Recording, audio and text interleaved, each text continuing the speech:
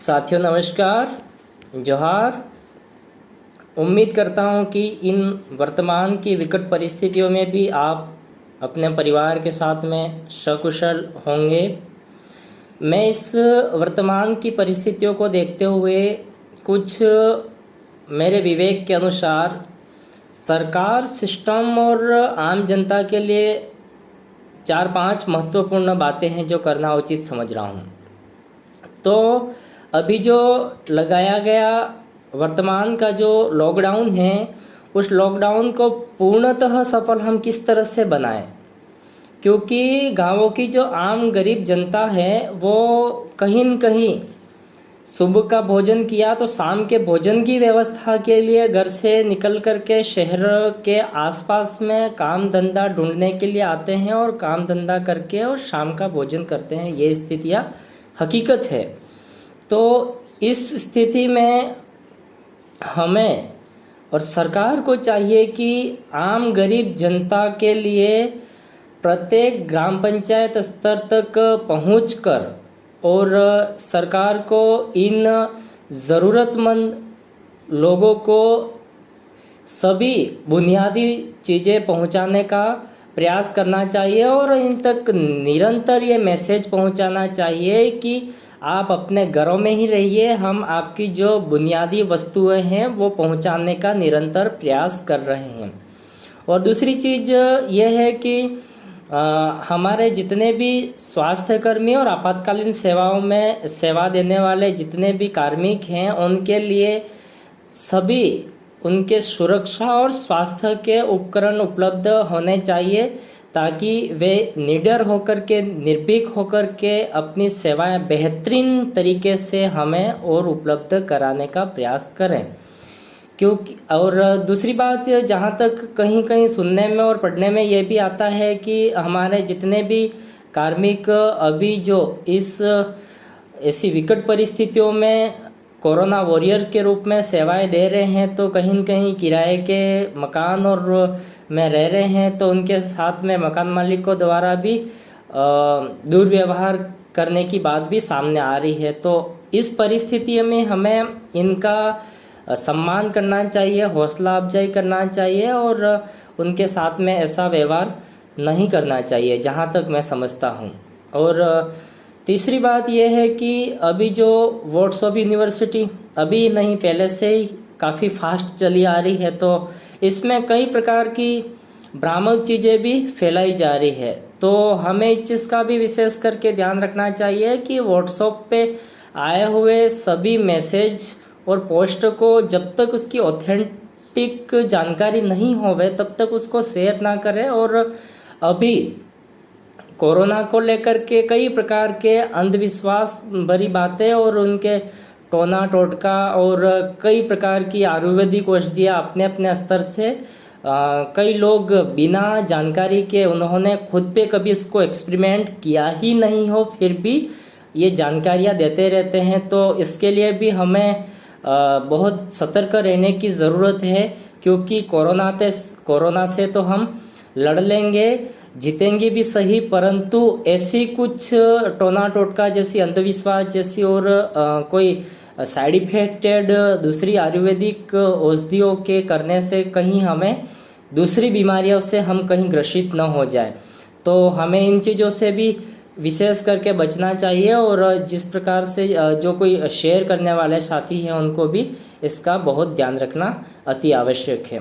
और चौथी बात यह है कि अभी जो वर्तमान में सभी जो चाहे छोटे मजदूर हो या चाहे बड़े मजदूर हो, सभी वर्ग के लोगों के लिए एक बहुत बड़ी सामुदायिक जो तनाव की स्थिति पैदा हो रही है। तो इसके लिए हम सभी एक जिम्मेदार नागरिकों का कर्तव्य है कि सभी से और आस पड़ोस में हम सभी ध्यान रखें और उनसे बातचीत करते रहें। अपने रिश्तेदारों को कॉल फ़ोन माध्यम से बात करें। फ़ोन से बात करने से कोरोना नहीं आता है, हम सभी जानते हैं, क्योंकि अभी इस स्थिति में उनसे बात करने और उनकी समस्या को जानने समझे और अगर हम कुछ उनको मदद कर सकते हैं, मदद करेंगे तो हमारे लिए बहुत बेहतर होगा और इस समुदाय के लिए भी, क्योंकि बहुत ये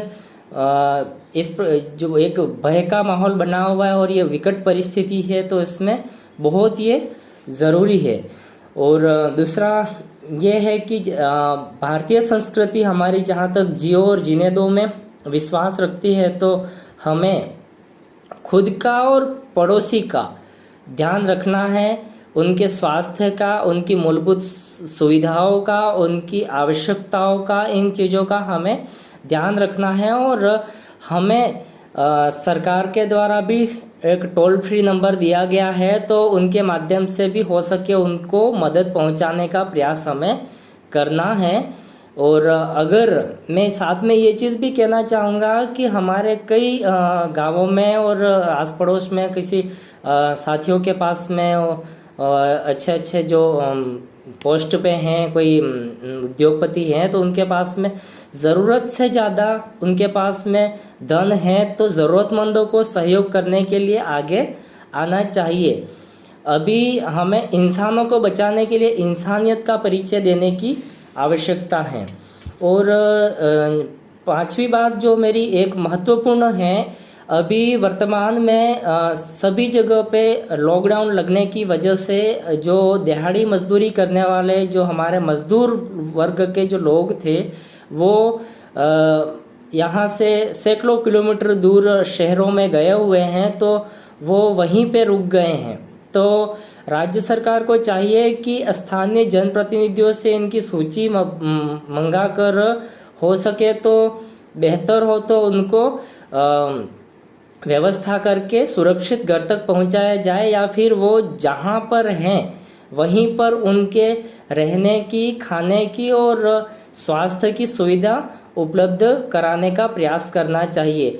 क्योंकि कई लोग रास्तों में चलते हुए निकल पड़े हैं, छोटे छोटे बच्चे लेकर के, और इस स्थिति में गाड़ियां भी बंद हैं, तो सड़कों पर उनकी दुर्दशा को देख करके हमें काफ़ी पीड़ा होती है। तो सरकार को इसके लिए विशेष करके सोचने की आवश्यकता है। इसके लिए मुख्य रूप से इसका इंतज़ाम किया जाना चाहिए और जनप्रतिनिधियों को भी पहल करनी चाहिए कि ऐसे मजदूर कार्मिकों को वहाँ से या तो सुरक्षित घर पहुँचाएं, या फिर जहाँ है वहीं पे उनके लिए व्यवस्था की जाए। और मेरी इन सब बातों को सुनने के बाद में प्रशासन और सरकार को भी ये लगेगा कि इन सब चीज़ों को हम कर कैसे पाएंगे।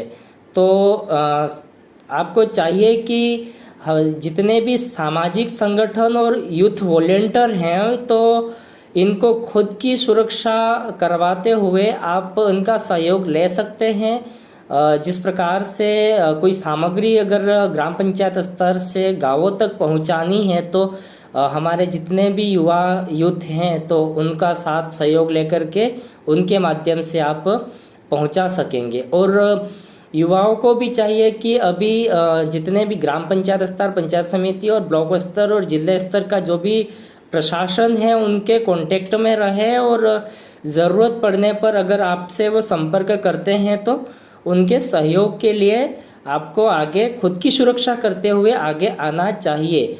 क्योंकि सबसे बड़ी ये जो जिम्मेदारी है वो युवाओं को ही उठानी चाहिए, और युवा सतर्क रह करके और इस दौड़ भाग का काम और इधर इधर का काम कर सकते हैं। पर जब तक प्रशासन नहीं कहता है, तब तक तो आपको घर से नहीं निकलना है। प्रशासन के कहने पर ही घर से निकलना है। और तब तक के लिए अपने आस पड़ोस में जितने भी ज़रूरतमंद लोग हैं, जागरूक नहीं हैं अभी इस महामारी को लेकर के, उनमें अवेयरनेस लाने का काम करें और उनको हो सके इतनी मदद करें। और एक और चीज़ है, जिसे मैंने न्यूज़ में देखा था और पढ़ा है कि केंद्र सरकार अभी वैक्सीनेशन के लिए राज्य सरकारों से 5% GST की मांग कर रही है। तो मैं जहाँ तक समझता हूँ ये बिल्कुल भी न्याय उचित नहीं है। तो वर्तमान में ये सभी इन विकट परिस्थितियों को देखते हुए सभी नागरिकों को निःशुल्क वैक्सीन लगना चाहिए, और हो सके तो राज्य सरकार केंद्र सरकार राज्य से मदद जरूर लेवे, पर इस प्रकार से अभी अपना खुद का हित देखना और आम जनता का अहित करना तो गलत है। उनके जीवन के साथ में खिलवाड़ है। तो इस प्रकार से केंद्र को भी बिल्कुल भी नहीं करना चाहिए और हो सके इतना सभी नागरिकों को, कोई पर्टिकुलर एज ग्रुप ना हो करके सभी नागरिकों को वैक्सीन लगना चाहिए। क्योंकि पहले जब ज़रूरत थी देश को, उस समय तो 93 देशों को आपने वैक्सीन अपने पब्लिसिटी पाने के लिए बहा दी। तो अभी वैक्सीन हो सके इतना देश के नागरिकों को लगवाई जानी चाहिए। बहुत बहुत शुक्रिया, धन्यवाद।